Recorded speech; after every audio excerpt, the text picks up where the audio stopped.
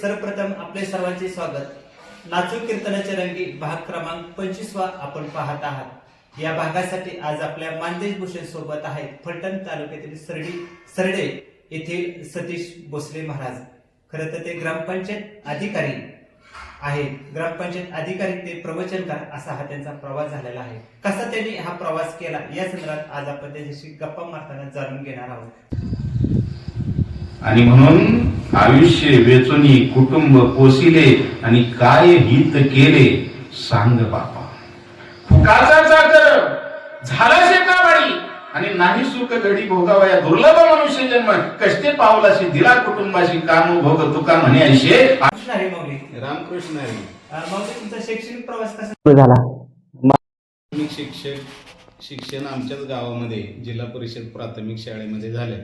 त्यानंतर मालोजीराजे शेती विद्यालय फलटण, त्यानंतर मधुजी कॉलेज फलटण आणि 98 ते 2000 या कालावधीमध्ये कृषी पदविका हा कोर्स माझा पूर्ण झाला आणि बोरगाव तालुका सातारा जिल्हा सातारा या ठिकाणी माझं शिक्षण झालं। मग एक सांगा, शिक्षण पूर्ण झाल्यानंतर म्हणजे ॲग्रीचं तुम्ही शिक्षण पूर्ण घेतलं म्हणजे शेतीचं, हो, मग नोकरी कुठली लागली आणि कुठे सुरुवात झाली आणि काय म्हणून सुरुवात?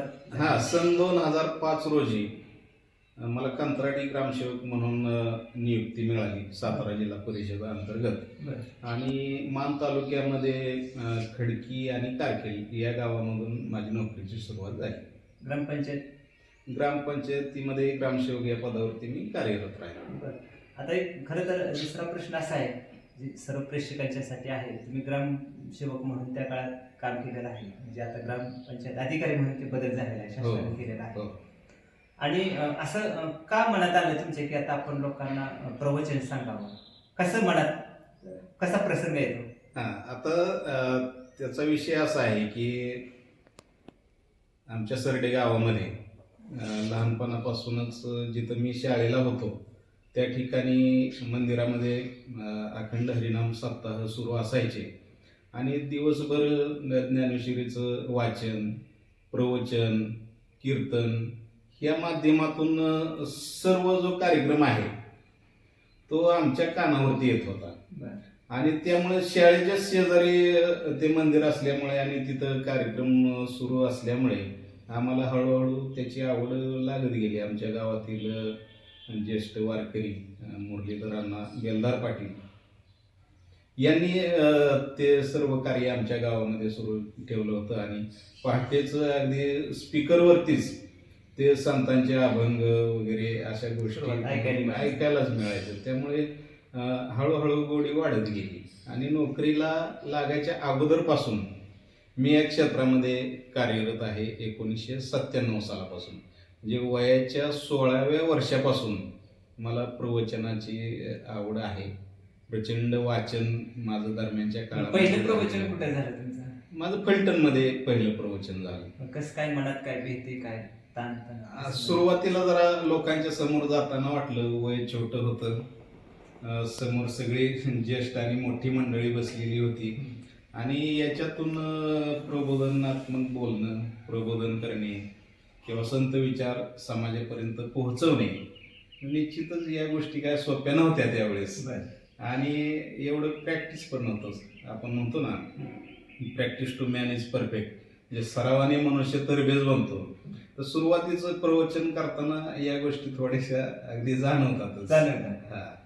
मग लोकांनी प्रतिक्रिया काय दिली, म्हणजे कसं? प्रवचन झाल्यानंतर मला अनेक ज्येष्ठ मंडळींनी महाराजांनी सांगितलं की अतिशय अभ्यासूपणे तुम्ही बोललेला आहात, अभ्यासाच्या बाहेरचं किंवा शास्त्राच्या बाहेरचं आपण कोणतंही बोललेलं नाही, त्यामुळे अतिशय प्रभावी प्रवचन तुमचं झालं अशी मला पहिली प्रतिक्रिया त्या ठिकाणी मिळाली। गावातच पहिलं प्रवचन फलटणमध्ये। एखादी ओवी आठवते का तेव्हा कुठली घेतली?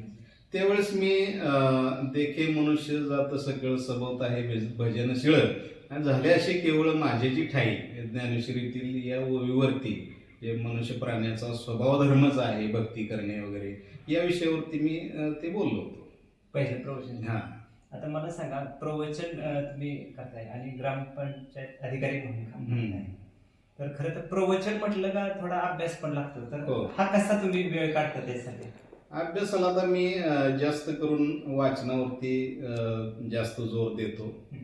त्यानंतर महाराष्ट्रातील असे प्रसिद्ध प्रवचनकार, कीर्तनकार यांची व्याख्यानं असतील, प्रवचन असतील, कीर्तन असतील, हे ऐकण्याकडे माझा जास्त भर असतो. आणि शक्यतो शनिवार रविवार म्हटलं की माझं ज्ञानेश्वरीचं वाचन आहे.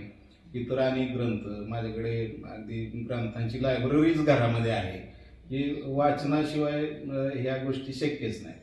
वाचन हे पाहिजे. संत साहित्याचा अभ्यास प्रत्येक माणसाने केलाच पाहिजे असं माझं वैयक्तिक मत आहे.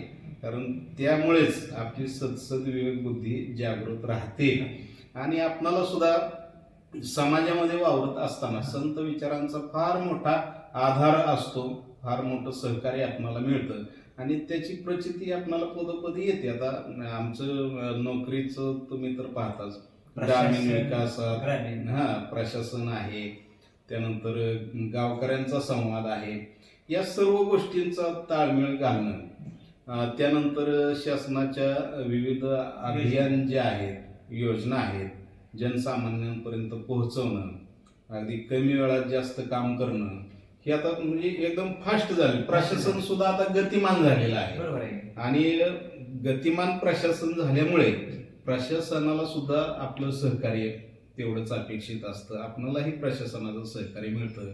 गावातील प्रमुख मंडळी असतील, जनता असेल, यांना त्या योजना सांगणं, प्रबोधन करणे आणि त्यांच्याकडून लागणाऱ्या योजनेसाठीची कागदपत्र घेणं, त्यांना मंजुऱ्या देणं, वरिष्ठ कार्यालयापर्यंत पोहोचणं, ह्या सगळ्या प्रचंड व्यापातून आपणाला ही यशस्वी वाटचाल करावी लागते. प्रवचन करावी लागते. आता एक सांगा, खरं तर तुम्ही प्रवचन सांगताय, इकडं ग्रामपंचायत अधिकारी म्हणून काम करताय, पण वेगवेगळ्या संघटना असतात प्रत्येकाच्या. तसे आपल्या काही ग्रामविकास अधिकारी ह्याच्या संघटना असतील आणि त्याच्यात मग असला तर ती संघटना असेल तर त्याच्यात एखाद्या पदावर तुम्ही काम केलंय का? हो, मी महाराष्ट्र राज्य ग्रामसेवक संघटना DME 136 मध्ये मान तालुक्याच्या कोषाध्यक्ष पदावरती सलग 5 वर्ष काम केलेलं आहे.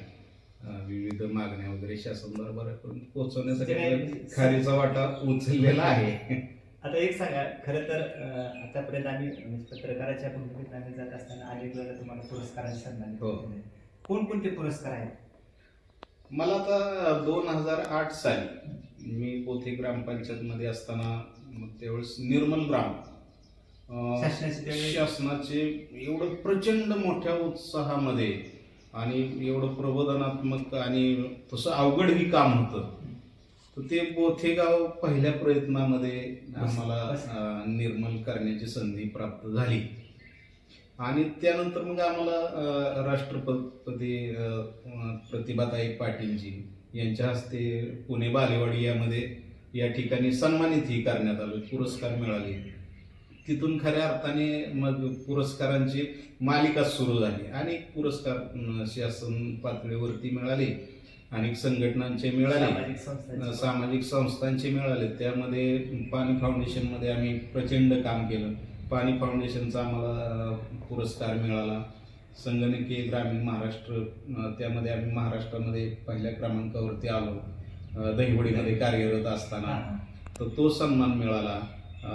सन्माननीय पृथ्वीराज चव्हाण बाबा मुख्यमंत्री असताना विभागीय स्तरावरील आम्हाला नरेगा योजनेचा पहिल्या क्रमांकाचा पुरस्कार प्राप्त झाला.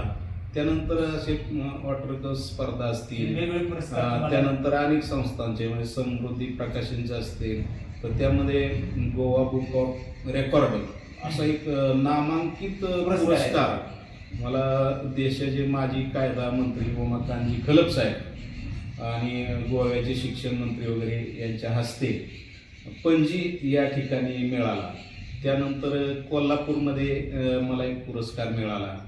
पुण्यामध्ये स्वामी विवेकानंद युवा प्रबोधन पुरस्कार मिळाला.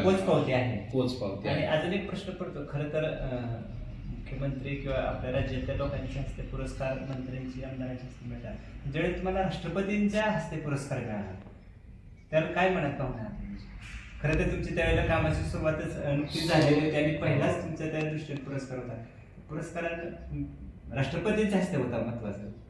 काय मनात काय भावना आली त्यावेळेला? खूप आनंद झाला होता कारण प्रशासनात सुद्धा असे पुरस्कार मिळणं आणि त्यातून आपणाला राष्ट्रपतींच्या हस्ते हो राष्ट्रपतींच्या हस्ते पुरस्कार म्हणजे आता सर्वोच्च आहे आपण त्याचे. पोहोचू शकत नाही. सामान्य आपण पाहतो की लोकप्रतिनिधीपर्यंत पोहोचायचं म्हटलं तरी किती त्यांचाही व्याप असतो, बरोबर आहे. आपलाही व्याप असतो, परंतु एक चांगल्या कामाची एक पोचपाव खूप आनंद आम्हाला झाला होता. अक्षरशः तुम्हाला सांगतो आमच्या बोथे गावामध्ये जिथं मी सर्व्हिसला होतो अगदी गावकऱ्यांनी दिवाळी साजरी केली होती. बरोबर आहे. एवढा हो. मोठा सन्मान मिळतोय गावाला हो. म्हटल्यानंतर आणि ग्रामीण भागातला हा पुरस्कार. हो आणि त्यावेळेस मग असं न्यूजपेपरला वगैरे सगळ्या बातम्या वगैरे आल्या होत्या, कात्रणं वगैरे त्याची आम्ही जतन करून ठेवली नंतर. अजून एक प्रश्न आहे आता. खरं तर ज्यावेळेला म्हणजे आता बोलते असेल किंवा इथं पांगरे असेल तर तुमचं सरडे गाव असेल, ही सगळी ग्रामीण भागातली माणसं पहिल्यानंतर तुमच्या प्रवचनातून काय सांगता त्यांना? कारण प्रशासनात ग्रामविकास ग्रामपंचायत अधिकारी म्हणून काम करताना ती वेगळी भूमिका आहे, पण व्यासपीठावर माऊलीचे गेल्यानंतर काय ह्या लोकांना तुमचा सांगायचा एक सल्ला आहे तर काय सांगता? हा आता विषय असा आहे की आध्यात्मिक जागृती ही तर प्रत्येक मनुष्याला आवश्यकच आहे. कारण त्याशिवाय माणसातलं माणूस पण कळत नाही, माणसातलं देव पण कळत नाही. काही माणसं काया वाचे मन एवढी सुंदर जीवन जगतात, आनंदी जीवन जगतात. अगदी राहायला साधी झोपडी असली तरी आनंद जो आहे तो त्यांना इतका मिळत असतो की म्हणजे अगदी मोठ्या घरात शब्दातच सांगता येत नाही. याच्या उलट जी परिस्थिती आहे म्हणजे आनंदाची व्याख्या मनुष्याने कशी केलेली आहे त्यावरती अवलंबून. आज बघा म्हणजे तुम्हाला लक्षात येत असेल, तुम्ही फिरता आता सगळीकडे, माणसाकडे सगळ्या भौतिक गोष्टी आहेत आता. बरोबर आहे. ही गाडी आहे, बंगला आहे, बँक बॅलन्स आहे, सगळं आहे, परंतु याच्यातून आत्मिक समाधान किती जणांना आहे? बरोबर आहे. आणि किती जण खऱ्या अर्थाने आनंद देतात? म्हटले ना, जगी सर्व सुखी असा कोण आहे आणि विचारी मला तुझी शोधून पाहिजे. याचा जर विचार करायचा म्हटलं तर परमार्थिक क्षेत्रामध्ये निश्चित आनंद आहे. त्याला आपण आत्मानंद म्हणूया समजण्यासाठी. आणि ग्रामीण जनतेने खरं तर सांगायचं म्हटलं तर ज्ञानोबाराय असतील, तुकोबाराय असतील, यांनी महाराष्ट्राची ही आध्यात्मिक परंपरा खूप खोलवर नेऊन ठेवलेली आहे. ही वारकरी संप्रदाय जसं समाजामध्ये कार्यरत आहे म्हणजे तो एक वटवृक्ष आहे. बरोबर आहे. आणि त्यातून मग अनेक असे संप्रदाय घडत गेले. कोण आपापल्या पद्धतीनं हे सामाजिक कार्य करत राहिले, आध्यात्मिक कार्य करत राहिले. परंतु महाराष्ट्राला जी साधू संतांची भूमी आपण म्हणतो तर याचं श्रेय वारकरी संप्रदायाला निश्चित द्यावंच लागेल. कारण तिथून खऱ्या अर्थाने म्हणजे अंधश्रद्धेवरती प्रहार, लोकांना सन्मार्ग दाखवणे हे सगळं केलेलं आहे. आणि मग आता जर आपण विचार करायचा म्हटलं आपल्या महाराष्ट्रामध्ये किंवा देशामध्ये, आपण पाहतोय आता प्रत्येक अर्धा तासाला चॅनेलवरती एक प्रवचन आहे, प्रबोधन खूप आहे. परंतु या आध्यात्मिक क्षेत्रामध्ये सुद्धा कार्य करणाऱ्या अनेक अशा देश लेवलच्या संस्था आहेत, आंतरराष्ट्रीय संस्था आहेत, व्यक्ती आहेत, ते खूप सुंदर कार्य करतात. त्यामध्ये वारकरी संप्रदाय असेल, त्यानंतर संत निरंकारी मिशनशी माझा जवळचा संबंध आलेला आहे, त्यांचं उत्कृष्ट कार्य आहे. त्यानंतर सन्माननीय इंद्रजित देशमुख साहेब शिवम प्रतिष्ठानच्या माध्यमातून आम्हाला प्राचार्य होते कोल्हापूरला. अतिशय विद्वान माणूस, अतिशय सुद्धा म्हणजे आध्यात्मिक क्षेत्रात हो हो अगदी सुपर क्लास 1ची नोकरी सोडून ते एवढं सुंदर असं प्रतिष्ठान चालवतात. म्हणजे सर्व हे चित्र बघितलं तर ग्रामीण भागातील माणसाला आध्यात्मिक क्षेत्र काय आहे आणि त्याच्यातून काय मिळतं हे सगळं सांगण्याचं किंवा म्हणजे योग किंवा त्याच्यातच एक जीवन जगण्याची एक चांगली संधी आहे. सुखी जीवन जगायचं असेल तर आपल्याला वारकरी म्हणजे वारकऱ्यांच्या मध्ये बसावं किंवा वारकरी वेगवेगळ्या जे लोक आहेत त्यांच्यामध्ये बसून एक आनंद घ्यावा आणि सुखी जीवन जगावं. हो असा एक संदेश, निश्चितच संदेश. निश्चित. धन्यवाद माऊली. खरं तर मानदेश भूषणच्या 25व्या भागामध्ये आज तुम्ही विविध प्रश्नांना उत्तरे दिलेली आहेत. म्हणजे जीवन प्रवास सांगत असतानाच मानदेश भूषणच्या परिवाराला वेगवेगळ्या प्रश्नांची उत्तरे देऊन प्रेक्षकांना आध्यात्मिक जी वारकरी आहे त्याबद्दल तुम्ही महत्त्व सांगितलेलं आहे. धन्यवाद. आणि तुमच्या वारकरी वाटचालीस मानदेश भूषण परिवारातर्फे मनपूर्वक शुभेच्छा. रामकृष्ण हरी. रामकृष्ण हरी. खूप खूप धन्यवाद. झाडाच्या मुळाला पाणी घालावं की फांद्यांना आणि फुलांना? कुणी सांगेल झाडाच्या मुळाला पाणी घालावं? तसं सद्गुरूला भजल्यानंतर सगळ्यांना नमस्कार पोचतो. आणि म्हणून खऱ्या अर्थाने आपलं सर्वांचं भाग्य आहे की आपण योग्य मार्गावरती आहोत.